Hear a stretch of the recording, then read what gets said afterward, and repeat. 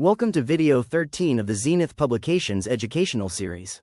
In the previous videos, we covered how to choose the right journal, how to understand open access and APCs, and how to navigate the peer review process. This video is about the one document most researchers write in 10 minutes and never look at again. The cover letter, and why that 10-minute decision can end a submission before a single reviewer sees the manuscript. At many peer-reviewed clinical journals, between 40 and 50% of submitted manuscripts are desk rejected, returned to the author without ever reaching a peer reviewer. The cover letter is frequently the document that determines which side of that line a submission falls on. This is not because editors are looking for a reason to reject. It is because a weak cover letter signals a weak submission, one where the author has not thought carefully about why this research belongs in this journal, for this readership, at this time. The cover letter is the editor's only basis for that first decision. And in most cases it takes less than 60 seconds to make it. A cover letter that works has 4 paragraphs. Each paragraph has one job, nothing more. Paragraph 1 opens the letter. It names the manuscript title, the article type, and the full name of the journal. 2 sentences. No preamble. Do not begin with, "I am pleased to submit," or, "We hereby wish to bring to your attention." Begin with the submission. Paragraph 2 summarizes the research. 2 to 3 sentences. The clinical question you addressed, the method you used, and the key finding. This is not your abstract. It is a plain language translation written for the editor, not for the peer reviewer. Paragraph 3 makes the argument. Why this journal? Why this readership? What this manuscript adds to the published literature that is not already there.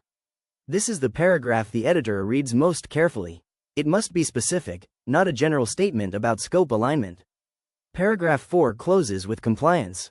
Ethical approval reference number, conflict of interest statement, confirmation of no simultaneous submission, word count, number of figures and tables, corresponding author contact details. 4 paragraphs. That is the complete letter. The difference between a weak opening and a strong one is visible within 10 seconds. And editors see it immediately. The weak version on the left contains 0 useful information. No title, no article type, no journal name. It could have been sent to any journal in any field.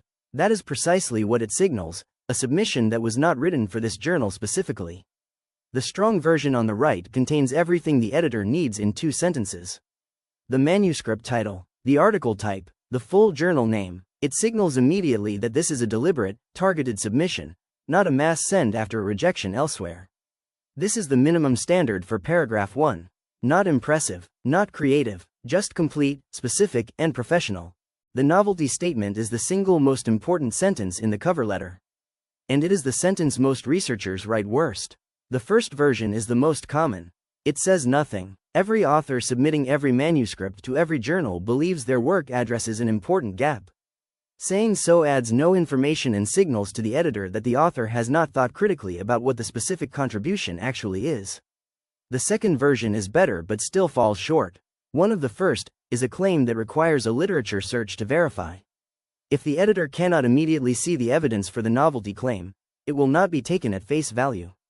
The third version works. It specifies the demographic, the presentation, the geographic context, and the clinical implication.